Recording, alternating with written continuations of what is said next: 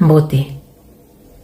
Est-ce que ebike le seul ndeke oyo a ozaka ko attaquer aigle? Oyo a ozaka ko doda aigle ezaka le corbeau?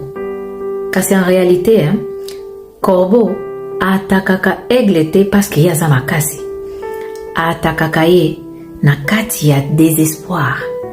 Amateli na mukongo alabandi ko doda ye na kingo na espoir ya ko salake a perdre contrôle, a perdre équilibre.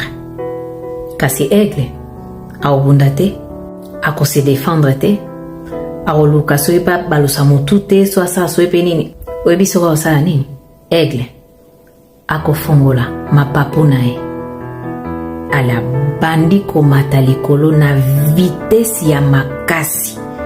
Ya makasi akomata, amati. Ti akomi na niveau wana o mupepe. Ekomaka pur, tellement pur que corbeau akomi na difficulté ya ko continuer ko respirer. Na point wana, corbeau sa nini akwei. Yango ba conflit mosusu. Ba memela ngoka na bitumba te. Sinon na élévation ya silence. Matisa vibration na yo. Pour plus yo ozo matisa vibration na yo. Espace na yo ekomaka toxique pona bato ebele. Allez, ba oza obligé pas abandonner espace na yo parce que boza sous la même vibration te.